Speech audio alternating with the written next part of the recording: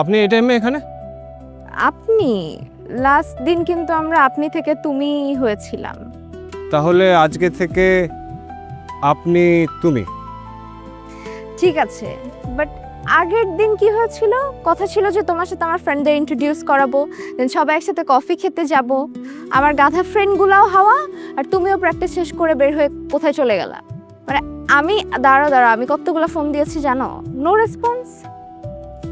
আমাকে আসলে কোচ স্যারের একটা কাজে খুব খুব তাড়াহুড়ো করে বেরোতে হয়েছিল। এরপর 2 ঘন্টা ওই কাজটা নিয়ে এত ব্যস্ত। আই এম সরি, আমারই ভুল, আই এম সরি। সরিতে তো কাজ হবে না, তোমাকে পানিশমেন্ট দিতে হবে। পানিশমেন্ট? ওকে, কি করতে হবে? 100 পুশ-আপস, কোর্টের 10টা রাউন্ড মারি। 10টা রাউন্ড না, একটা রাউন্ড মারলেই হচ্ছে। মাত্র একটা? ফাইন।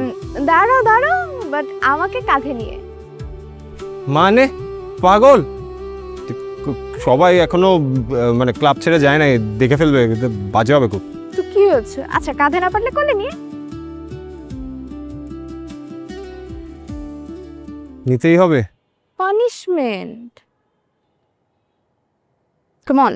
তোমাতেই মগ্ন থাকি নীরব প্রতিটি ক্ষণ, রেডি আমি?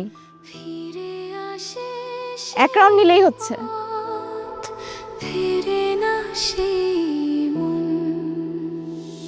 চোখের ভেজা পাতায় শুধু জমে নীরব ঢেউ,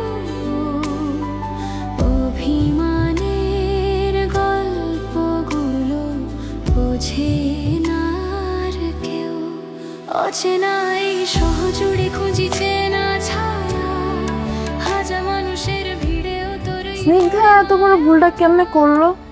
কেমনে করলো তুমি বুঝো না? এটা বিকালেই বলে দেওয়া দরকার ছিল। আমি তো বলতেছিলাম সব ব্যাপারে বেশি বুঝবি না, পাকনামি করছস, এখন বোঝ। বলছি তো কারণ একজনকে ভালোবাসে। আবার রাগ তোর ভালোবাসা, এখন ও বল বয়রা নিয়ে আসতেছে এখানে আড্ডা দেওয়ার জন্য। আড্ডা দাও পয়সা পয়সা। আচ্ছা, সেটা সময় হলে দেখা যাবে।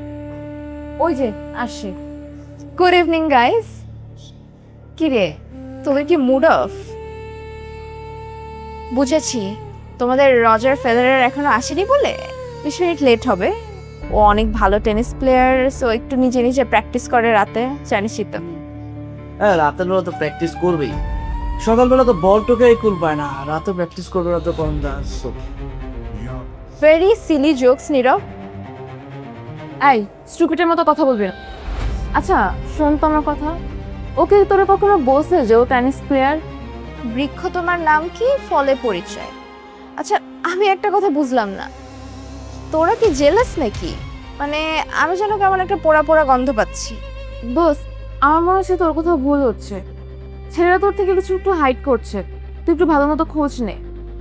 এক্সকিউজ মি, মানে তোদের সমস্যাটা কোথায় বলতো আমাকে? একটু পরেই ও আসবে, ওর সামনে প্লিজ এই ধরনের ফাইজলামো করিস না। আচ্ছা স্নিগ্ধা, তুই একটা কথা বল আমারে, তুই কি মানে সবকিছু বুঝাও না বুঝার বান করতেছোস, নাকি তুই আসলে প্রেমে অন্ধ হয়ে গেছিস, কিছু দেখতেছোস কার?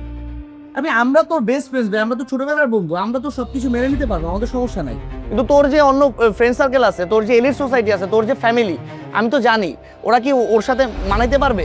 কখনোই না। তোর ফ্যামিলি আমার থেকে ভালো কেউ চিনে না, আর তোর ফ্যামিলি কখনো এরকম বিলো স্ট্যান্ডার্ড একটা ছেলের সাথে কিছু চিন্তা করতে পারবে না।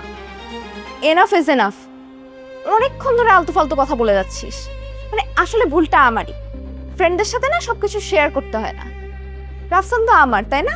আমারই থাক, তোদের ওকে নিয়ে এত ভাবতে হবে না।